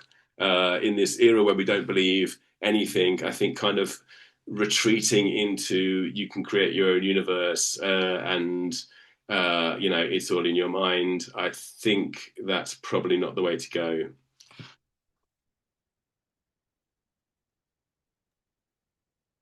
Thank you, Danny. Naomi. Yes. So one of the most telling features of psyop narratives is the pronoun that I hear at their center, and I've often heard it this evening, and it's they. They are watching. They are coordinating. They did this to me. But when you ask, and I ask this regularly in my clinical work, who specifically are they? Something characteristic happens. The answer either expands pulling in the government, the intelligence services, the hospital, the neighbors, me, the treatment team, the tech companies, all supposedly coordinating, or, this is the other way around, it fragments, shifting to whoever happens to be nearest at that moment. What they almost never does is resolve into a specific, stable, verifiable set of actors with a demonstrable motive and a traceable chain of action. And I think that's one of the most important things to sit with if you're engaging with this topic honestly. So from a clinical perspective, they function as what we call an unfalsifiable agent. It's vague enough to incorporate any new evidence, flexible enough to absorb any contradiction, and vast enough to explain why nobody else can see what you see. If your therapist questions the narrative, she becomes part of they. I experience that often. If your family expresses concern, they've been recruited. If you can't find hard evidence, that proves how sophisticated they are. This is not logic. This is the immunization of a belief against any possible disconfirmation, and is maintained not by evidence, but by the emotional charge underneath it, the raw, unprocessed feeling that something is terribly wrong and is being done to me. So I want to go deeper than the clinical model here, because I think the spiritual traditions I practice illuminate something that the psychology misses. In Buddhist psychology, what's happening with they is a textbook case of what's called papanacha, conceptual proliferation. Here's how it works. A raw, unpleasant feeling arises, anxiety, dread, the bodily sense that something is wrong. The mind cannot tolerate formless threat. It needs a source, a story, an agent. So it proliferates. It generates actors, motives, networks, technologies, timelines. They is the mind's attempt to give solid form to what is essentially formless suffering. And this is exactly what Zen practice cuts through in Zazen. You sit with dread, without letting the mind build the architecture around it. And what you discover, and this is experiential, not theoretical, I'm speaking from decades of practice, is that the feeling of being watched, hunted, targeted can be fully present without any they at all. The sensation is real, the feeling is real, but the attribution, the whole elaborate structure of who is doing this and why, that's maybe fabricated. The mind added they because raw, objectless dread is intolerable. So another perspective, my practice in Hecatian theurgy. There's yet another layer. In this tradition, the multiplicity of perceived persecutors maps onto something very specific, the fragmented shadow. When the soul has not integrated its own darkness, its grief, its rage, its terror it encounters, that darkness as external hostile agents. The ancient Chaldean oracles describe material daimons that harass the unguarded soul, but the theurgic response is never to fight against them as enemies out there, it's to recognize them as reflections of your own unintegrated material, and to reabsorb them through deliberate dissent and confrontation. So in this framework, they is you. The parts of yourself you cannot yet face projected outward and granted independent agency. And the more you fight them out there, the more power you give to what remains unmetabolized in there. Hecate stands at the crossroads, holding torches precisely because she illuminates what you would rather not see about yourself. The real operation is not being run by an external they. The real operation is the one your own psyche is running to keep you from turning around and looking on what's actually behind you. So here's the clinical test I use, and I'll share it with you because I think it's relevant far beyond the clinic. When someone tells me they are doing this to them, I don't argue. I don't debate evidence. I ask one question. If they stopped tomorrow, if all the surveillance, all the operations, all of it just ended, what would be left? What would you have to feel then? And the answer, almost without exception, is devastating. Grief, loneliness, shame, abandonment, the loss of a child, a partner, a career, an identity. That's what they is protecting them from. They is the mind's last fortification against the unbearable. And that tells you everything about where the real work needs to happen, not out there, in here. And that's not dismissible. In every tradition I practice, Zen, Hecatian theurgy, and in my clinical work, that's where the real courage is asked of you. Not in unmasking them, but in finally turning towards what they have been shielding you from all along. Thank you. Thank you, Naomi. Robert, you worked out how to put your hand up. Oh, you need to now work out how to unmute yourself. Yeah, there you go. now I did. Thank you. First, I want to say that I'm very thank you and congratulations for putting together this panel. And I wanted to ask, how many months do we have to really cover this subject? Because in practically every single presenter, I wanted to stop them at some point and really drill into what they were saying. There were so many things said that were personally meaningful to me, that were either statements of friends and colleagues for many years.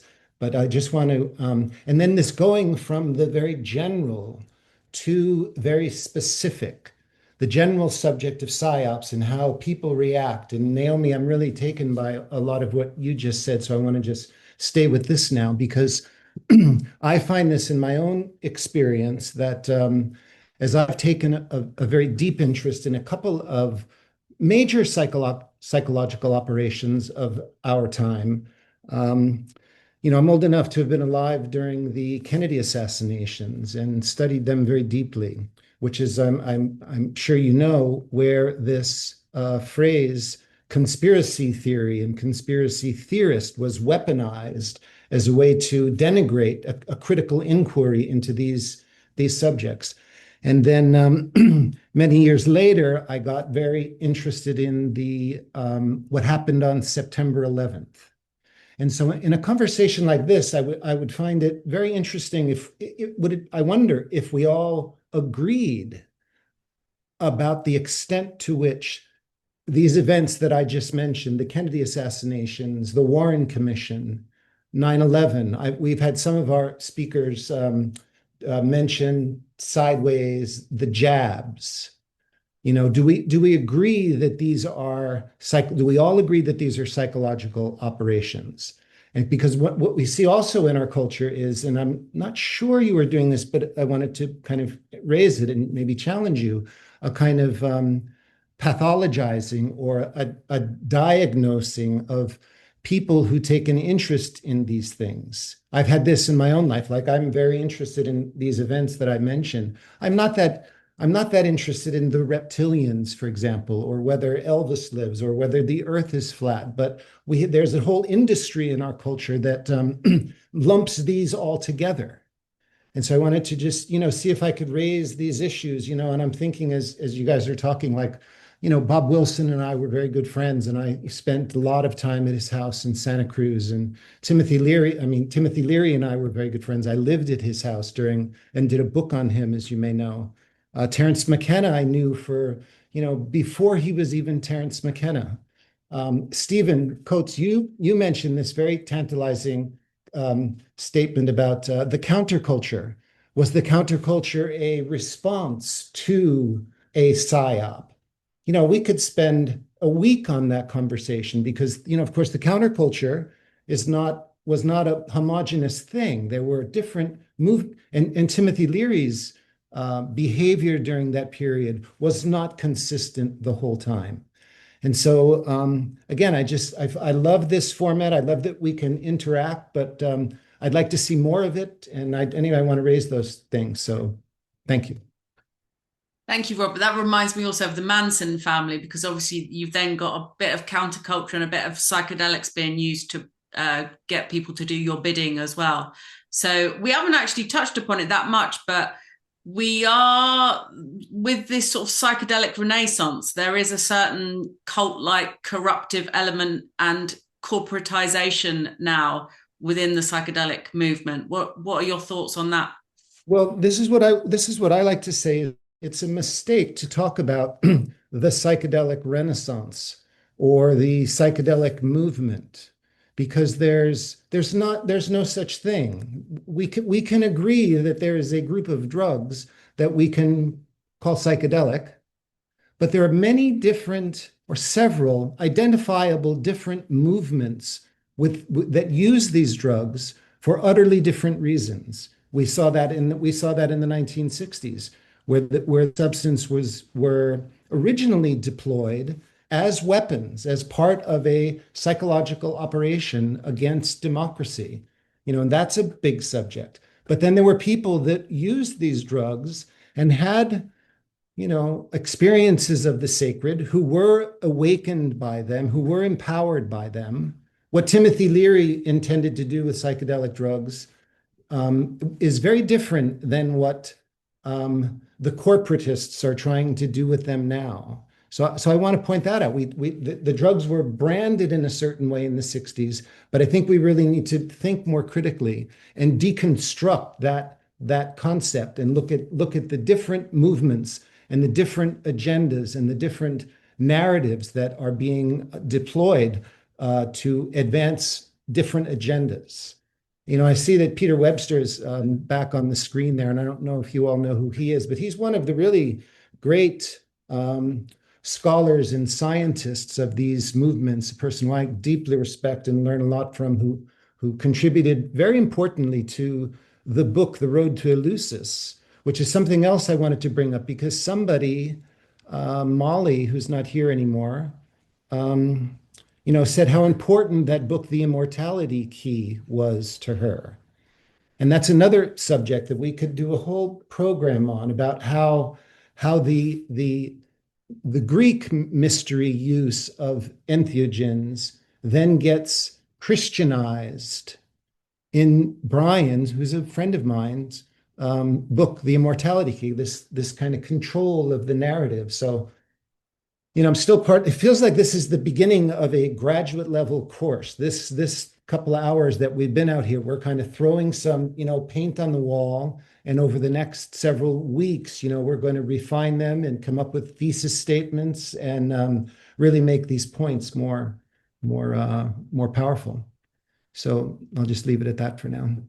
Thank you, Robert. Stephen, you'll be the last one to talk, so make it good. Okay, I'll try my best. Well, listen, first of all, thanks very much, Robert. I appreciate what you said a lot there, and you're absolutely right. There's no such thing as a psychedelic renaissance. Psychedelics have never been away. They just went underground. That was all. So the notion that they've sort of been reborn is just not true. It's just that they've been corporatized. But let's get back onto the subject. I just wanted to say, maybe this is a way of sort of finishing off, Sarah, but Naomi said something which is really interesting, which is that this, in effect, it's all in the mind. It's all us, And I have some sympathy with that perspective. Also that's the perspective that Leary and Wilson talked about in terms of reality tunnels. You could say that, that we're all in a kind of subjective, conditioned sort of, mad world of our own. Well, that's partly true. However, you can't underestimate the power of culture at the other end. So the other end is that when they are out there, okay? So R.D. Laing, who was the great anti-psychiatrist of the 60s, British psychiatrist, he said something really powerful, always really struck me. He dealt a lot with people who were designated as schizophrenic, mad, right? He said two things. First of all, he said, schizophrenia is just a problem with regard to metaphor. Now, that's quite a gnomic statement. It takes a bit of sort of living with. What he's saying there is that we're living inside our own metaphors. And the metaphors of mad people, what people we call mad anyway, they're just different. Their perception of reality is very different than ours. And what he tried to do was to sort of live in their reality, to address them. But the other thing he said, which I thought is always very important when it comes to culture and whether it's just inside us, whether they are really out there, is that he said that madness can be seen as a sane response to a mad world. A wonderful statement, actually. And what he's saying then, he was quite political in his psychiatry because he's saying that we are impacted by the culture around us. So I think the notion of whether everything's subjective, it's just us in a Jungian sense, and it's projections, or whether they are really there out there in some lizard sense, it's somewhere between the two. We're all on a kind of scale somewhere, and we're moving between those two perspectives. So when it comes to psyops, in a way, that's probably worthwhile holding both of those things in our hands at the same time. I think I'll leave it there. Well, that's perfect, I think. Thank you so much, everyone, for coming along. As I said, the next one's going to be beauty. What have we had so far? We've had entity, egregore, and sacrifice. I definitely suggest checking those out. We've had some really amazing, interesting conversations. So I hope to see you all at the next one. Thanks very much. Have a good evening, everyone. Bye.